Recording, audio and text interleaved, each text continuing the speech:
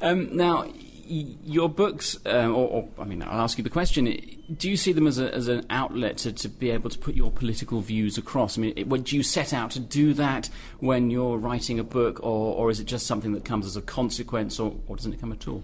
They're kind of useful for that, but only to an extent. I mean, it varies. The mainstream novels, because I'm actually a failed political novelist, really. I've never really managed to do it properly. I never managed to get the politics into the actual fabric of the book. So they tend to be a sort of veneer on the surface. And a lot of the time in the mainstream novels, there'll be somebody, one of the characters, usually the mainstream, the central character will suddenly start spouting, it's obviously one of my rants, basically. My friends have become very adept at recognising this. They always were.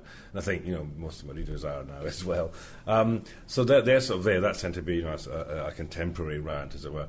And the science fiction is a bit different. I think especially the culture novels, there's a kind of set of assumptions behind the culture novels that, inform what the whole thing's actually about, the whole sequence is about, in a way, and kind of give you a better idea of what I would like, what sort of politics or what sort of society I would like to see resulting from the kind of politics that I believe in. And how far are we away from the politics that you would like in an ideal world? A long, long way, and getting further, I think. I mean, in Britain at the moment, basically, I have what's looking at like 3 right-wing parties. Like even the Lib Dems are becoming quite sort of market-oriented. I'm an old-time lefty. I didn't renationalise a lot of stuff, especially the rail system and stuff like that. I certainly wouldn't allow the post office to be softened up for privatisation, or the BBC, or bits of the NHS. I think it's outrageous you can't get NHS dentists anymore in a large part of Britain.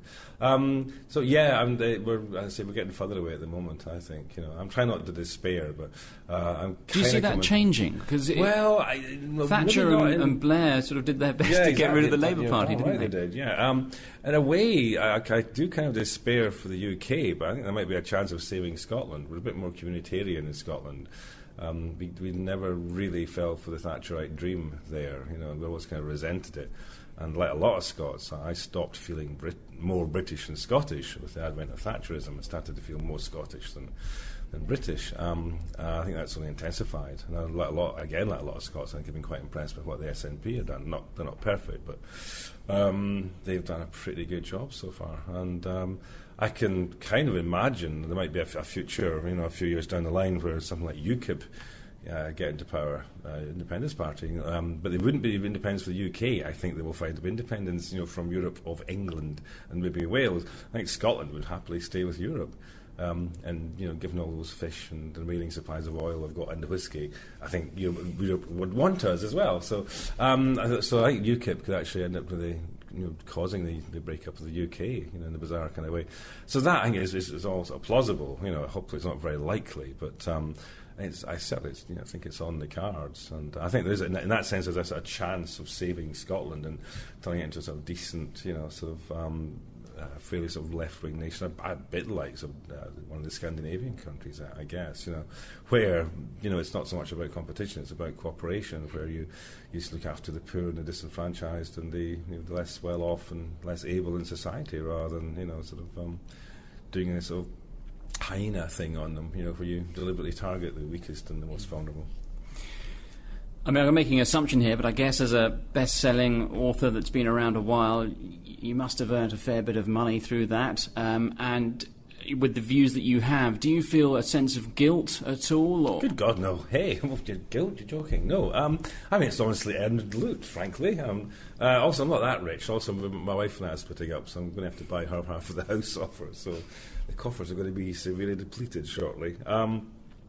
No, I mean, it's not like I inherited Dad's money. It's not like I made the money from drugs or something. So, but I mean about just having more than the disenfranchised that you were talking about. Sure, yeah. You see, I've never understood this criticism about champagne socialism. I mean, Tories never get criticised for being beer swilling Tories, do they?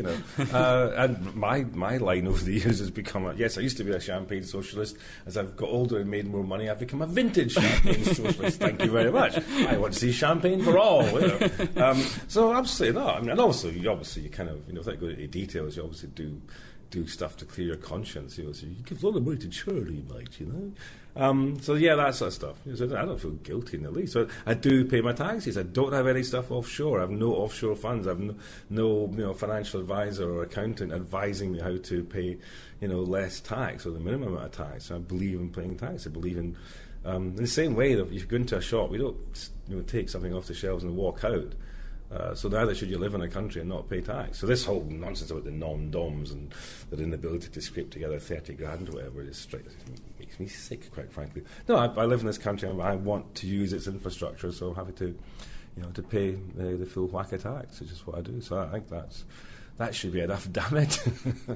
Now, you can't believe what you read on Wikipedia, but I read on Wikipedia that you sold your cars and bought a hybrid. Is that is true. No, the only thing I've actually changed or asked them to change in Wikipedia, which they did, was they got the details of the cars wrong and had me down as owning a 7 Series BMW, when in fact it was an M5, so it's the very faster version of the 5 Series.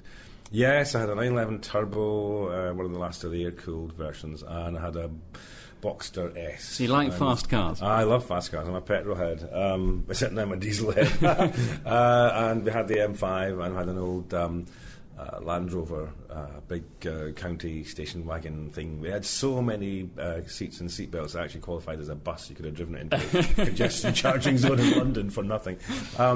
And a fairly big motorbike as well. And they've all gone now, and all I've got is a wee diesel Yaris D4E, which is so frugal that under the new rules that Uncle Ken Livingston is talking about, you could actually bring it in and get, like the Land Rover, bizarrely, into the congestion charging zone and escape the £8 daily fee, apparently. So, and I'm just tickled pink to be getting nearly 60 miles to the gallon. I didn't know any car did that. I thought anything over 20 and you were really doing well. So do you miss the fast cars? Good God, yes, of course I do. Yeah. So it was a really big step for you, wasn't it? Yeah, sacrifice. The thing is, it's not that big a step because I'm 54 now, and I've had a lot of fun in cars. I always was thinking ahead. I was thinking in the future I'll probably get a car that is still quite fast, but it might be an automatic or whatever, and it wouldn't be quite so much fun to fling around corners, but obviously as you get older and your reaction times start to wither, then I'd always thought ahead. It was just that kind of, in a way, sort of brought this, just for green reasons, kind of brought it all,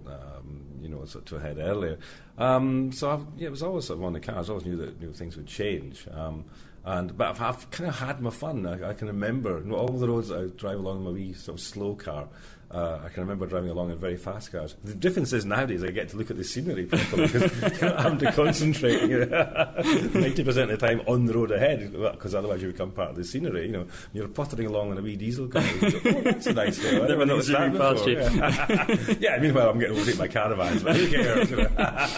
And you've cut down on flying too. I basically stopped flying unless it's an emergency. Yeah, they've been trying to explain it as it's 100% a green thing. It's just I don't really need to fly, frankly. When it's about 80% a security thing, I just hate this sort of proto-fascist security nonsense you have to go through. You take your trousers off and... Oh, God, yeah, bend over, sorry. Yeah, no, there's no bombs in there. I think I'd be like one incident, as it were, away from jacking in altogether anyway, even without the green thing.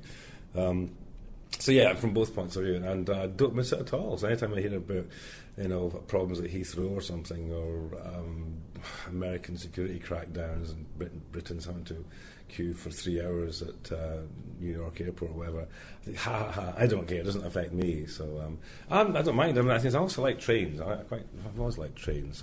Yeah, I love trains too. When I got the passport back, the first thing we did, my girlfriend and I, is we went to Venice by train. And was that the overnight train? No, it wasn't. No, you see, if you do the overnight train, you miss the Alps. Because the Orient Express, for example, and there's two reasons for not doing the Orient Express in my book.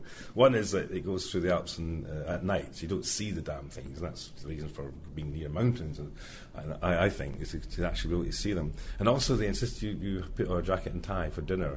You're paying that sort of money. No one tells you how to dress. Thank you very much. Now, you mentioned there about getting your passport back because, of course, you famously cut up your passport and sent it. Is that famous? But I did. Yeah. When the Iraq War started, I cut them up. I cut up my wife's at the time as well. I did try to dissuade her from this, but so we cut out the passports and sent them to Tony Blair. Yeah.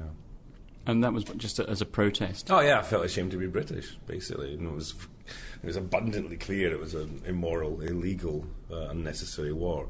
I just felt utterly ashamed to be British. And the one sort of symbol of Britishness that I had was my passport. And also I had no desire to go abroad and, kind of be even an inadvertent ambassador for this outrage. So people saying, "Why are you doing this?"